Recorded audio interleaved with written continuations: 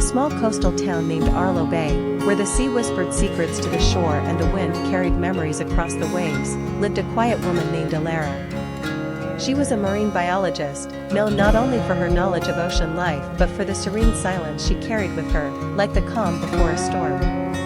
Every morning, she would walk barefoot along the beach, collecting samples and listening to the tide. Her favorite spot was a jagged rock formation shaped like a heart, half buried in sand. Locals called it the Lover's Anchor. Alara called it home. One day, while sketching a rare seashell, she noticed a figure standing far off by the cliffs. A man. Broad-shouldered, still as stone, with a notebook in hand. He returned the next day, and the day after, always writing, always alone. Curiosity bloomed slowly. On the fifth morning, Alara walked up to him. "You're not from here." He looked at her with the kindest shade of blue eyes she had ever seen. "No. I'm Noah. I write stories about places like this." From then on, their mornings intertwined like driftwood in the tide. He shared his writings. She shared her ocean. They talked about everything and nothing, until silence between them felt like language itself. As spring turned to summer, the rhythm of the sea matched their hearts. They weren't lovers yet, not in the way the world would describe it, but something had rooted deeply. Then came the storm. A research grant called Alara to Norway. A publishing contract pulled Noah back to New York. Their departure dates were a week apart. They sat beneath the Lover's Anchor on their last shared sunset. "You believe in fate?" she asked. He smiled, holding her hand tightly. "I believe in choices. I don't want to choose between this life and you," she whispered. "Then don't," he replied. "Let's promise to return here. 1 year from now. No matter what." They parted the next day. Time drifted like sea foam, fast and slow. Letters were sent, calls were made, but slowly, the waves of life pulled them in separate directions. A missed call. A lost letter. Silence. 1 year passed.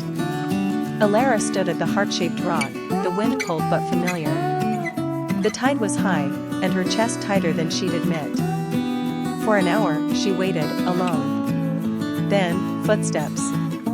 Noah appeared through the mist, notebook in hand, soaked but smiling. "I nearly missed my flight," he said, breathless. She ran to him, laughing through tears.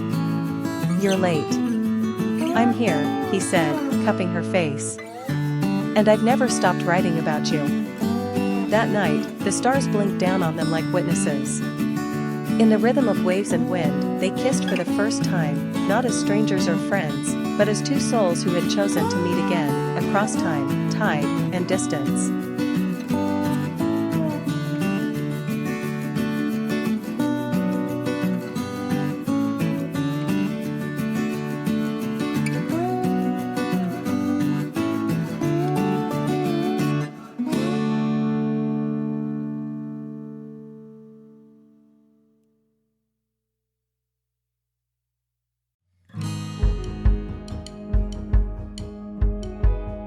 The Garden of Forgotten Letters. Chapter 1, The Forgotten Garden. In the heart of the English countryside, where wild roses climbed over weathered stone walls and the air smelled of lavender, stood an old manor named Ashbourne Hall. Once grand, it had faded with time, much like the woman who lived inside. Eleanor Hawthorne, now in her 70s, spent her days tending to her garden and sipping tea by the window. Her husband had passed years ago, and her children lived lives far away from the manor's creaking halls. One summer afternoon, while digging through the attic in search of an old photograph, Eleanor stumbled upon a dusty box labeled Letters, 1965. Curious, she opened it and found dozens of handwritten letters tied with a faded blue ribbon. Each letter was addressed to her, from someone named James Whitmore. Her heart skipped. She hadn't heard that name in over 50 years. Chapter 2, The Letters. James was her first love. The letters were full of poetry, longing, and dreams of a life they had planned together, before he vanished. They had met during the summer of 1964, when Eleanor had been a college girl visiting her aunt's cottage and James was a young writer escaping London's chaos. They spent 3 perfect months walking the hills, reading poetry beneath willows, and stealing kisses in the orchard. He had promised to return after a short trip to the city. But he never did. She had written to him, waited weeks, months, years. Eventually, she stopped hoping. Life moved forward, but a part of her had stayed in that summer. Now, seeing these letters, never opened, never read, Eleanor realized they had been hidden by her father, who disapproved of James' working-class roots. Chapter 3, A New Search.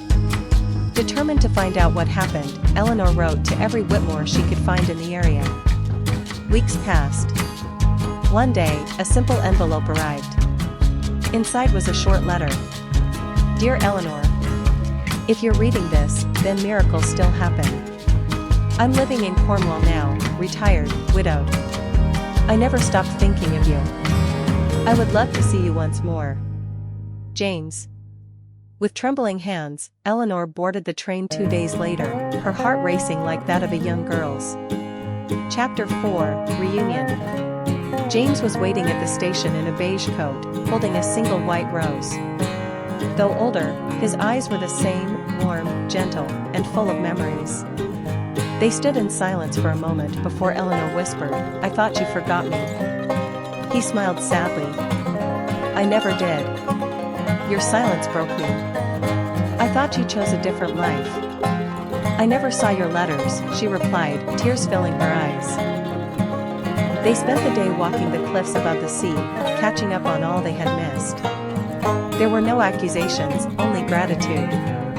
Life had kept them apart, but it also gave them this second chance. Chapter 5, The Garden Blooms Again. Eleanor returned to Ashbourne Hall, and 2 months later, James joined her. They spent their days planting new flowers in the garden where Eleanor once wept.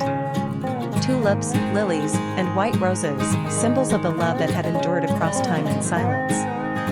Every evening, they would sit together on the garden bench, holding hands, speaking softly of the past and dreaming gently of the days they had left. Love, they discovered, never truly dies. It merely waits, like unopened letters in a forgotten attic, waiting for the right hands to find them.